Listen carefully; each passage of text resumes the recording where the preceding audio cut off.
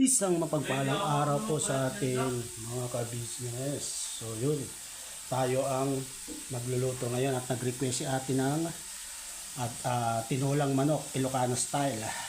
So alam niyo na, pag tinolang manok, sigurado ang pang-alat natin dyan ay meron tayong bagoong. So ito ang aking mga confidence. Yan. Meron tayong luya, bawang at sibuyas. Ito pong manok na to is ang tawag dito ay hindi siya 45 days. Ang manok po ito ay kal kung tawagin. So ang magiging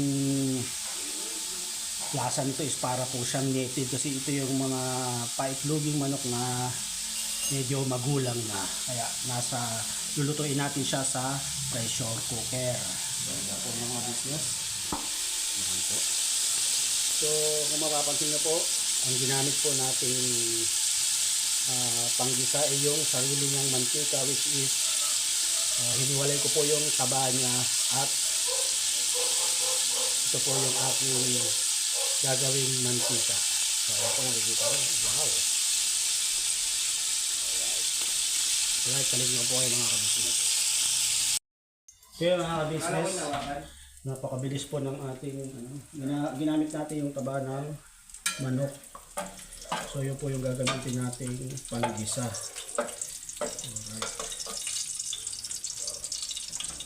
Alright. Good. Galing na. Ayan mga kabisnes namin minamahal. So maglalagay na tayo ng confidence. Condiments.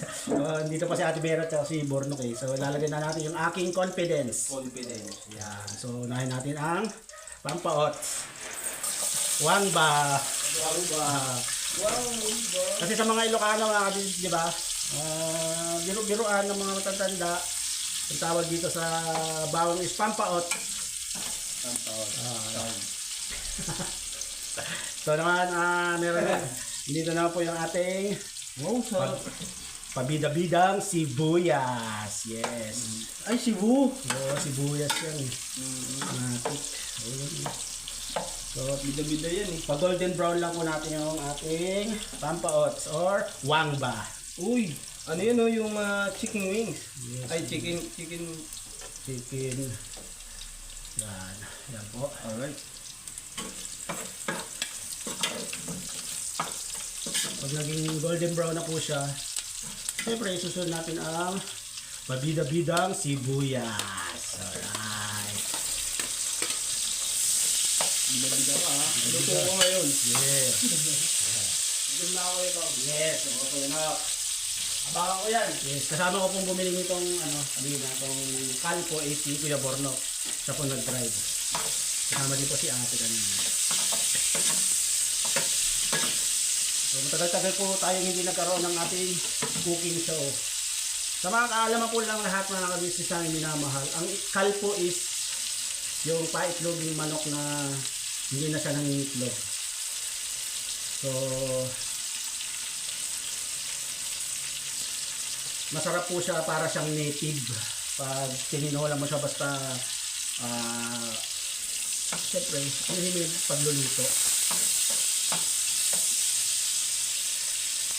So, ang request po kasi kanina ni ate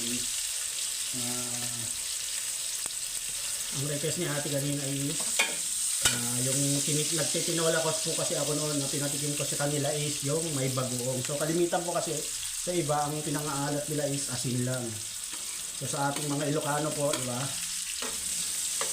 Bagoong. Pero hindi naman siya ganun masyadong kaalat. Depende pa rin sa alat na gusto nyo. So nilagay ko na po yung luya.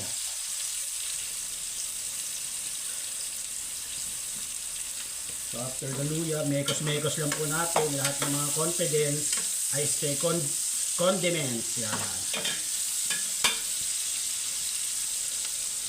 Mekos-mekos mo lang po yung mga condiments dyan.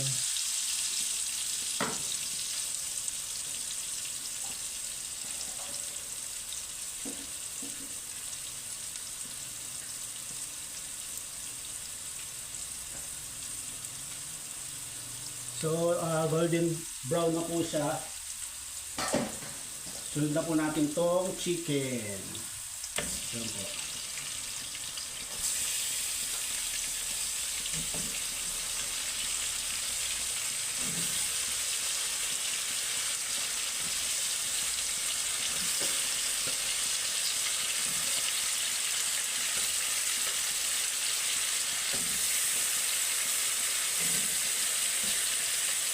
Ayun. Ito.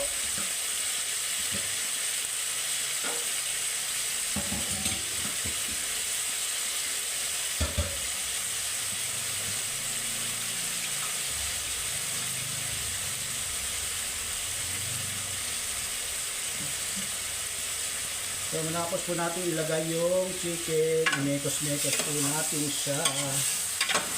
Mekos-mekos lang po.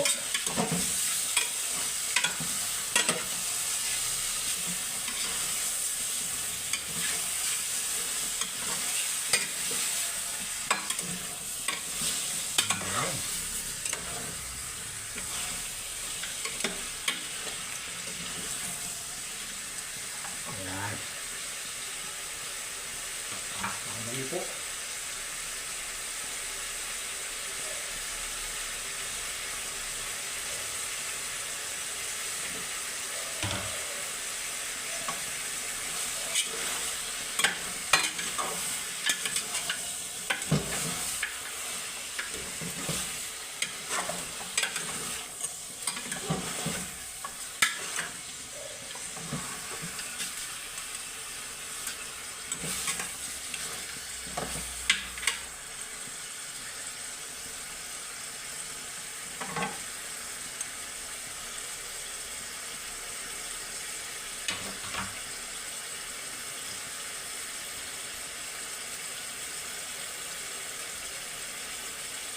Ngayon, balakan ko po kayo mga ka-business. Hintayin lang natin siyang magisa ng mabuti bago natin lalagyan ng bagoong and then susunod yung tubig.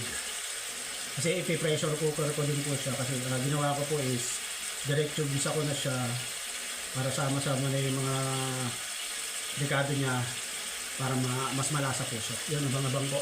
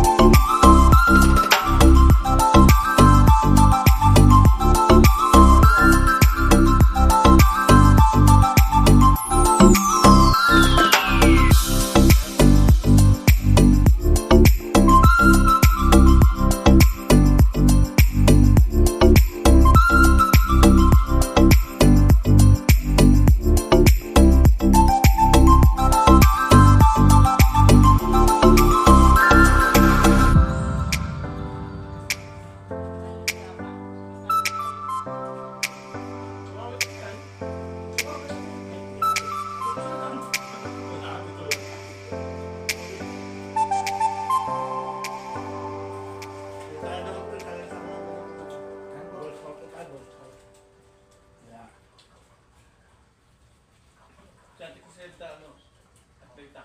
Atleta. At least.